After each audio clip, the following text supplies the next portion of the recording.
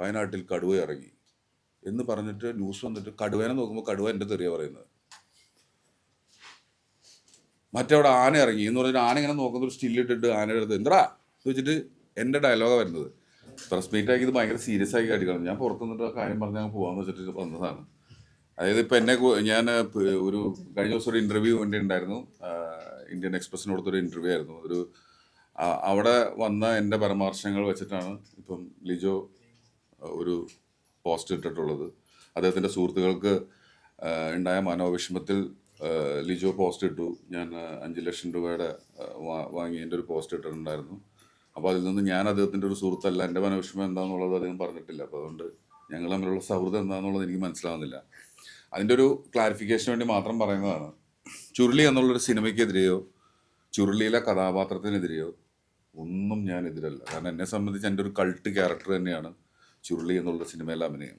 ഇത് വേറൊരു ടെക്സ്റ്റിൽ സംഭവിച്ചിട്ടുള്ള ഒരു കാര്യമാണ്. കാരണം ഞാൻ ആ സിനിമയിൽ അഭിനയിക്കുന്നതെന്ന് പറഞ്ഞു കഴിഞ്ഞാൽ ജോസഫ് പൊറിഞ്ചു എന്നുള്ള സിനിമകൾ കഴിഞ്ഞിട്ട് എനിക്ക് അന്ന് കിട്ടിയ എൻ്റെ ഏറ്റവും വലിയ ഇതായിരുന്നു, ബ്രേക്കായിരുന്നു ജോസഫും ആ പടങ്ങളൊക്കെ. അപ്പോൾ ഒരുപാട് അവസരങ്ങളുള്ള ഒരു സമയത്ത് എനിക്ക് എൻ്റെ ആഗ്രഹമാണ് ആ സിനിമയിൽ അഭിനയിക്കണം എന്നുള്ളത്, ലിജോൻ്റെ കൂടെ വർക്ക് ചെയ്യണം എന്നുള്ളത്. അതൊരു സൗഹൃദം, അവരൊക്കെ ആയിട്ടുള്ള സൗഹൃദം തന്നെയാണ് ആ സിനിമയിൽ എത്തിച്ചിട്ടുള്ളത്. ആ സൗഹൃദത്തിൻ്റെ പുറത്താണ് ആ സിനിമ ചെയ്തത്. ആ സിനിമ ചെയ്യുമ്പോൾ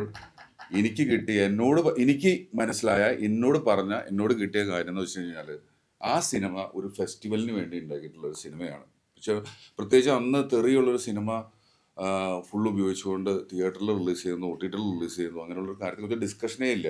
അപ്പം അത് ഫെസ്റ്റിവലിന് അയക്കുന്നു എന്ന് പറഞ്ഞിട്ടുള്ളതാണ് സംഭവിച്ചത്. അതുകൊണ്ടാണ് അത്ര ഫ്രീഡത്തിൽ ഞാൻ തെറി പറയുന്ന ഒരാളാണ്. തെറി പൊതുസമൂഹത്തിലുള്ള കാര്യമാണ്. ഇതെല്ലാവരും ഇവിടെ ഉപയോഗിക്കുന്നുണ്ട്. അതിൻ്റെ പേരുള്ള വിഷയങ്ങളൊന്നും അല്ല ഇവിടെ നടന്നത്. ഞാൻ കാര്യത്തിലോട്ട് വരാം. അപ്പം എന്നെ സംബന്ധിച്ചിടത്തോളം അന്ന് ഫെസ്റ്റിവലിന് വേണ്ടി ഷൂട്ട് ചെയ്തൊരു സിനിമ, പിന്നീട് അത് വന്നത് ഞാൻ തിയേറ്ററിൽ നിന്നാണ് പറഞ്ഞത്. ഞാൻ ഉദ്ദേശിച്ചത് വെച്ചാൽ പൊതുസമൂഹത്തിൻ്റെ ഉള്ളിൽ നിന്നാണ്, അത് OTTയിലാണ് വന്നത്. അത് രണ്ടും സെയിം ഇമ്പാക്റ്റ് തന്നെയാണ് ഉണ്ടാക്കിയത്. തെറിയുള്ള വേർഷനാണ് വന്നത്. IFFKയിൽ നിങ്ങൾ സിനിമ കണ്ടവർ, ചുരുളി കണ്ടവരുണ്ടെങ്കിൽ നിങ്ങൾക്ക് മനസ്സിലാവും. തെറി ഇല്ലാത്തൊരു വേർഷനാണ് IFFKയിൽ നിങ്ങൾ കണ്ടിട്ടുണ്ടാവുക. ഞാൻ ഡബ് ചെയ്തിട്ടുണ്ട്, ലിജോ എന്നെ കൊണ്ട് ഡബ് ചെയ്യിപ്പിച്ചിട്ടുണ്ട് തെറി ഇല്ലാത്ത ഒരു വേർഷൻ ആ സിനിമയ്ക്ക് വേണ്ടിയിട്ട്. പക്ഷേ IFFKയിൽ എന്നിട്ട് ഫെസ്റ്റിവലിനൊന്നും ആ വേർഷൻ, തെറിയുള്ള വേർഷൻ പോലും IFFKയിൽ വന്നില്ല. പിന്നീട് പൈസ കൂടുതൽ കിട്ടിക്കഴിഞ്ഞപ്പോൾ ഇവരത് OTTയിൽ വിട്ടു, തെറിയുള്ള വേർഷൻ. അത് എൻ്റെ ജീവിതത്തിലെ ഏറ്റവും കഠിനമായൊരു സമയത്താണ് ആ സിനിമ ഇറങ്ങുന്നത്. കാരണം ഞാൻ ഒരു റോഡ് ബ്ലോക്കുമായി ബന്ധപ്പെട്ടൊരു പ്രശ്നം ഉണ്ടായിട്ട് ആകെ ചത്താവോട് കൂടിയായി ഞാൻ രക്ഷപ്പെട്ട് വരുന്ന സമയത്ത്, അതായത് ഒരു മാസം കഴിഞ്ഞതൊന്ന് ഉറങ്ങുന്ന സമയത്ത്, തീരുന്ന സമയത്ത് ആ സിനിമ മാർക്കറ്റ് ചെയ്യപ്പെടുന്നത് എൻ്റെ തെറി വെച്ചിട്ടാണ്. പിറ്റേ ദിവസം രാവിലെ മുതൽ എൻ്റെ തെറിയായിരുന്നു ഫുൾ ഇത് വന്നത്. ഇതൊക്കെ അങ്ങനെ നടന്നു. ആ സിനിമ റിലീസ് അതെല്ലാം പോയി. ആ സിനിമ വിറ്റ് കഴിഞ്ഞപ്പം ഞാൻ ഇവരുടെ ബന്ധപ്പെട്ട ആളുകളെ ഞാൻ വിളിച്ചിരുന്നു. എൻ്റെ സാലറിയുടെ കാര്യം ഞാൻ ചോദിച്ചിരുന്നു എന്നുള്ള സത്യമാണ്. അത് എൻ്റെ ഒരു കാരണം എന്താ വെച്ചാൽ ആ തെറി പറഞ്ഞതിന് ശേഷം എനിക്കൊരു കേസ് വന്നു. ഇന്ന് ലിജോ പോസ്റ്റ് ഇട്ടു. ഈ നിമിഷം വരെ എന്നെ, അതിന് തൊട്ട് മുമ്പ് വരെ ഒരാൾ പോലും എന്നെ വിളിച്ചിട്ട് എനിക്കുണ്ടായ വിഷയങ്ങൾ എന്താണ് എന്നുള്ളത് ചോദിച്ചിട്ടില്ല.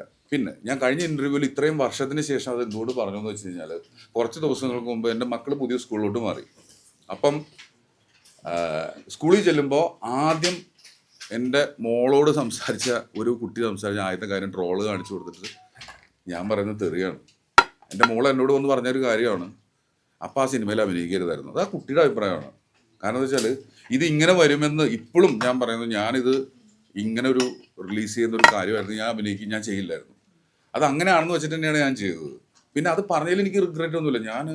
ഞാൻ അഭിനയിച്ച ഒരുപാട് പേർക്ക് ഇഷ്ടപ്പെട്ട അങ്ങനത്തെ ഒരു ക്യാരക്ടറാണ്. ആ സിനിമയോ ലിജോ എന്ന കലാകാരനെയോ ഇത് സൗഹൃദത്തിൻ്റെ മേലെ ഉണ്ടായിട്ടുള്ളൊരു കാര്യമാണ്. പിന്നെ നിങ്ങൾക്ക് പ്രത്യേകിച്ച് ഞാൻ 5 ലക്ഷം രൂപയ്ക്ക് ആ സിനിമയിൽ അഭിനയിച്ച് തീർത്തോളാം എന്ന് പറയുന്നൊരു എഗ്രിമെൻ്റ് ഉണ്ടാവണമല്ലോ അവർക്ക് എല്ലാവരുടെ കയ്യിൽ. തീർച്ചയായിട്ടും ഈ തുണ്ട് കടലാസിൻ്റെ ഒപ്പം ആ എഗ്രിമെൻ്റ് കൂടി പുറത്തു വിടണം.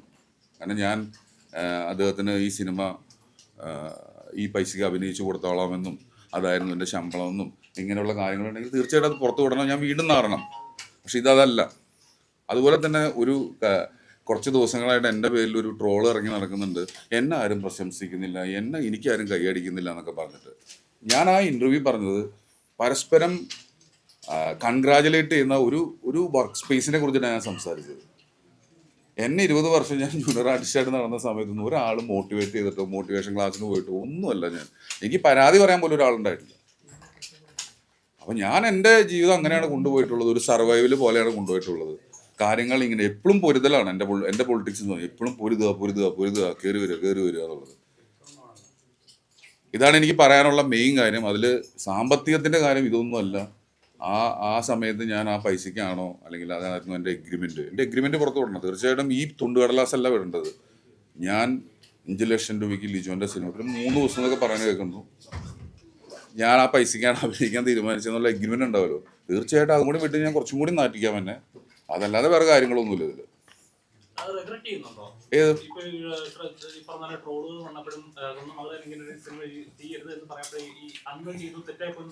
അല്ല, ഞാൻ പറഞ്ഞില്ലേ, ഇത് പൂർണ്ണമായിട്ടും ഫെസ്റ്റിവൽ എന്നുള്ളൊരു കാര്യത്തിന് വേണ്ടിയാണ് ആ സിനിമ എൻ്റെ അടുത്ത് കമ്മ്യൂണിക്കേറ്റ് ചെയ്തിട്ടുള്ളത്. അല്ലെങ്കിൽ ആരും അന്ന് ധൈര്യപ്പെടുക പോലുമില്ല.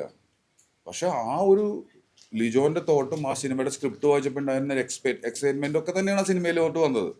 പക്ഷെ അത് പോകുന്നത് എങ്ങോട്ടാ? ഒരു ഫെസ്റ്റിവലിലോട്ടാണ്. ബാക്കി നമുക്ക് വേറൊരു ഫോമുണ്ട്. നിങ്ങൾ IFFKയിൽ അവരത് പ്രദർശിപ്പിച്ചില്ല. അവിടെ അത് പ്രദർശിപ്പിച്ചിരുന്നെങ്കിൽ ഇതൊന്നുമില്ല കാര്യം. ഞാൻ ഇതിനെക്കുറിച്ചിട്ട് സംസാരിക്കാൻ പോലും വരില്ല. IFFKയിൽ തെറി ഇല്ലാത്ത വേർഷൻ പ്രദർശിപ്പിച്ചു. അതിനുശേഷം തെറി ഉള്ളത് പുറത്തു വന്നു.